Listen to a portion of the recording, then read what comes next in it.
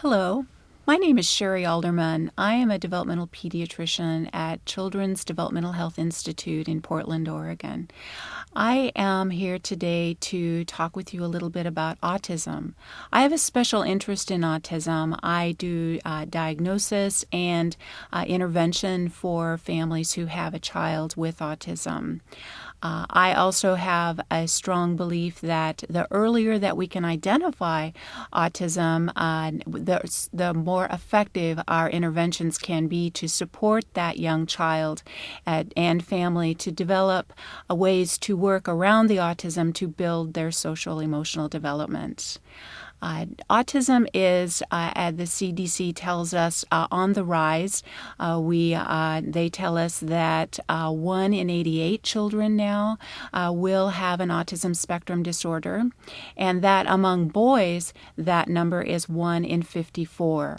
So there are many children who are being diagnosed with autism, and we are learning ways to effectively address that for families. It is a spectrum, and so we know that children present in many different ways.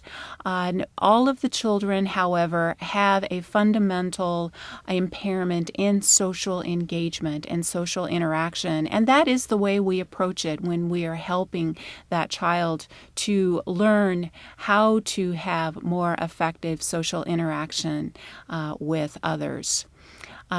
The CDC has learned the Signs Act early information on the web about how we can be more aware when we have concerns. If a parent has a concern, we know that there is something going on, maybe autism, maybe something else, but we always want to act on that. For instance, a baby who is not making those big, wonderful smiles in interaction with those around them that love them so much and do not have the warm, joyful expressions reflecting back to that parent, that is a red flag for concerns, autism or possibly something else. By 9 months, that baby should be making to and fro sharing of sounds, so those wonderful interactions, making sounds back and forth, is a very important sign that a child is or is not developing socially the way we would expect.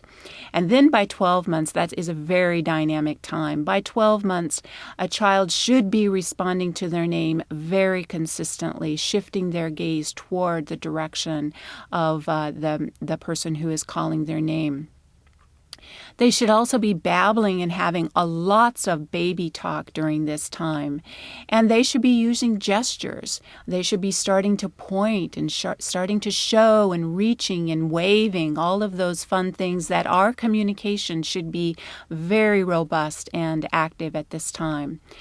We should be concerned if at 16 months of age a child has no spoken words. And by 24 months, we should be very concerned if there are no meaningful two-word phrases. And this does not include a child who just repeats what they have just heard or is imitating what they have just heard, but they in fact are making those on their own. So what do you do if you have concerns? First of all, you should know that when a parent has a concern, there is something going on. And you should not be fearful immediately that it is autism, however, because it can be a variety of things. You should, however, contact your pediatrician and let them know what your concerns are and communicate to them what you are seeing or what you are feeling that concerns you about your child's development. You should be persistent and reinforming them if you do not get action that satisfies what you find of concern. And you should also call your early intervention program. The early intervention programs provide services free of charge to families for children who are having any kind of developmental delay. And they can help you also advocate for your child. So we know that, in summary, autism is on the rise. We also know at the same time that there are wonderful ways of interacting and intervening in order to support that child.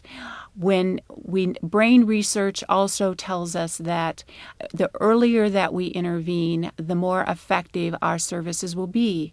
We can, during that time of neuroplasticity, as that brain is developing, we have a wonderful opportunity to make a difference.